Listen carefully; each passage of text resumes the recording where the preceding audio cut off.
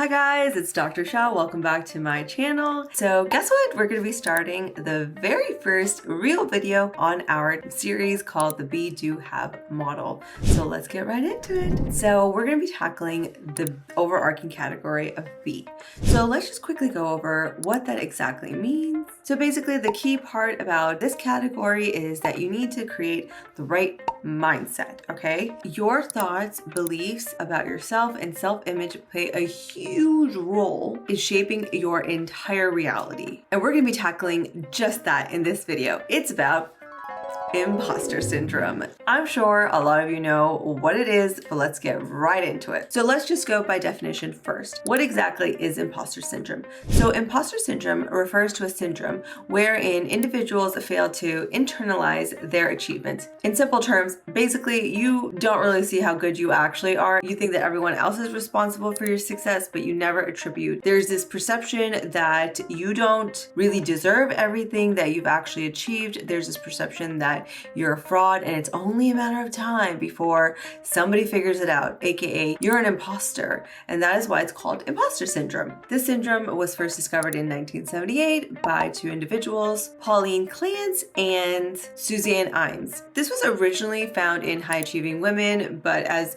the phenomenon was more studied, it's essentially found to be pretty prevalent in a lot of different industries, and it is not limited to gender. Everyone can feel this way, and a lot of people actually really do. So what do they really attribute it to? So it essentially, if you have imposter syndrome, you might think that, hey, maybe I just got lucky, or it was the only reason I got this was because somebody else helped me. If I had to do it on my own, I definitely wouldn't have gotten to where I am. Another example is, oh, I think I just got lucky, and it was just by chance that everything fell into place for me. But it's probably not because I actually deserve it or I'm good enough for it. It's just because the stars aligned, and there's just a lot of fear and anxiety surrounding that because you think that you're not actually worthy of the things that you have really in fact achieved. Like, to the extent that there is a pathologic level of study and hard work involved, to the extent that because you are so anxious of being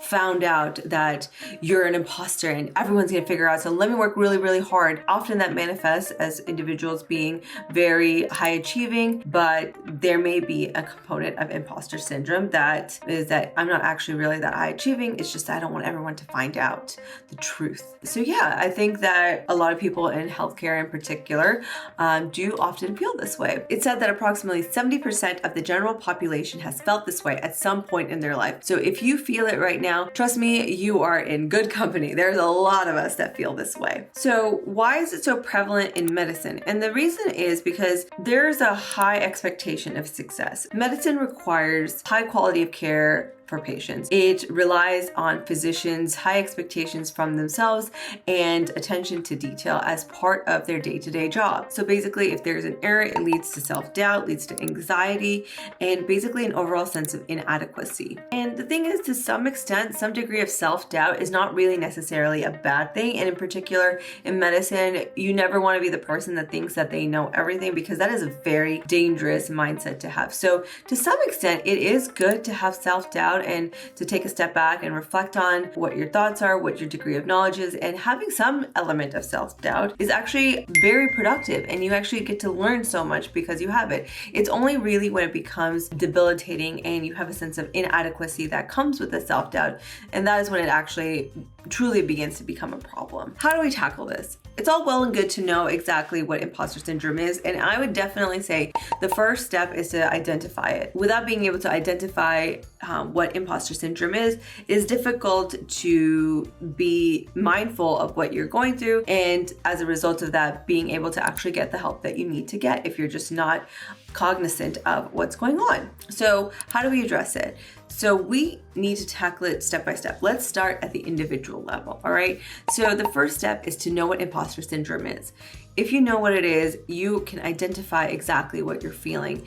And then if you identify that, hey, I think I am experiencing imposter syndrome, then you can really start to reflect and reconsider what your perception of failure is. Once you are aware of that and you start thinking about what do you really perceive failure to be? Why do you perceive that? Are you actually, is that a reasonable expectation of failure? And really you want to really avoid having comparisons at this point. It's very important to have honest self-reflection because none of us are perfect. And just because you're not perfect doesn't mean that you're an imposter. There is always room for growth, and it's very important to be brutally honest with yourself about, is this a place of growth for me, an area that I need to improve on, or is it something that I am actually genuinely good at and I'm misattributing my own successes for another reason? And whichever way you slice it, one of the best ways to deal with self-doubt and in adopting a growth mindset is to start working on self-compassion. Think about yourself the way that you think about other people. Would you talk to other people the way that you talk to yourself? Probably not. And it's important to have those daily affirmations. And what I did when I was really going through the hardest parts of imposter syndrome myself, I would work on affirmations. And it's easy to see those affirmations and you're like, okay, this honestly sounds so cheesy. I am not gonna say this, and it just sounds silly to say it out loud. To that, I would say, I did experience that. I saw some affirmations online and I'm like, you know what? Like, this is not the vibe. Like, this is not cut for me. It sounds ridiculous when I say it out loud. So what I did was really I had to find affirmations that rang true for me, because there's no point in repeating affirmations or even going through that entire process if you can't actually believe what you're saying. So you need to write down affirmations that you can actually get behind and you can actually believe. So that's what I would say. Start out by writing affirmations. Start out by writing your strengths. Like, what are your successes? Objectively, what kinds of things have you achieved?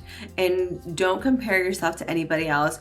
Don't try to rationalize it, yada, yada, yada. Just say, this is what I've achieved, and then don't attribute anything to it. Don't say that your success was because of X, Y, Z, whatever. Just write down all your successes. And that way you can remember that you've actually accomplished quite a bit. And that leads into another technique, which is once you've written down all the things that you're really good at, or all the things that you've done, you can make a little feel-good folder. And then whenever you're feeling down, open up those pages and, reflect back and be like, I did a really good job on this. And I actually do have one of those. So I have it actually on my phone. So sometimes if I received an email or some sort of text that made me happy, or one of your comments on YouTube or any other social media platform, and it really makes me feel happy inside, I would just take a screenshot and then save it to my folder. And it's literally called my happy folder. So if I'm feeling down, I'm like, okay, I need to feel like I'm not a complete waste of space. Let me just open this folder and I just reflect back on the things that I've done, and it makes me feel better and makes me feel more confident in myself. Another thing that you can do is take out time and journal. We can make an entire video on the benefits and advantages of regular journaling, but with regard to imposter syndrome, a very effective way is to reflect weekly or even daily. Just write down 3 things that you did a good job on, or 3 things that you did this week that you were successful at. It doesn't really have to be anything major. It could be even the most smallest things. For example, I drank a bottle of water every single day, so that's a success for me. So just even like, you want to celebrate every single thing that you've accomplished, no matter how big or how small. You don't want to just necessarily wait till something huge happens and then wait to celebrate. And speaking of celebrating even the smallest wins, what you want to do is you want to celebrate them. Either with yourself or with people that care about you, or who are part of your team, or anybody. Just celebrate your wins, because even the smallest wins deserve to be celebrated. The other thing is that you want to make sure that you're not just being a little delulu, like you're not being delusional. It's all well, and like we mentioned earlier, self-doubt is also important in order for us to grow. So that's why it's very important for you to have a circle of close friends and mentors that will provide you with the honest truth, because we all have areas of improvement. That doesn't make us imposters, that just makes us human. You can discuss how you're feeling with a mentor or a close set of friends, and they can either validate how you feel. And it's important to, just a side note on that, it's very important, while validation from external sources is always great. You always want to make sure that you're not overly reliant on that, and it can be easy to do so, having the imposter syndrome, that you need somebody else's external validation to make you feel like you truly belong there. And while it is helpful sometimes to get that validation, it's always important to keep at the back of your mind that you always want to work on giving yourself that validation and working on it yourself first and foremost. And that kind of peer support group and discussing areas of improvement, should there actually be any, just allows us to grow and be even better. So we also mentioned this very briefly earlier. What we can do is some journaling, and journaling is a very, very effective strategy. I had a journal since I was in like 3rd grade. Like, actually, my problems were a little different in the 3rd grade, but it was a great way for me to deal with how I was feeling and be able to understand my emotions, whether they be positive or negative, and really address that in a way that's beneficial to me. And it just makes me more cognizant of exactly how I'm feeling, and therefore how to manage my emotions in a productive way. Ultimately, at the end of the day, if your imposter syndrome has gotten to the point where it's leading you to experience burnout or anxiety or depression, it is very important that you reach out, get help. There are plenty of therapists out there. There are plenty of avenues for help to talk to a professional regarding how you're feeling, so that they can really work with you to get through those feelings. So those are some effective strategies on how to deal with imposter syndrome. I personally have used all of these. I regularly deal with imposter syndrome. I think that most of us really do. And, I've experienced it at every single level of education. When I was a medical student, I didn't think I was good enough to be a medical student. And then when I became a resident, aka I'm a resident, well, I guess when I became an intern, I felt like everyone was going to find out that I didn't actually deserve to be here. And now that I'm, in my last year of residency and I'm chief resident, I still feel that way.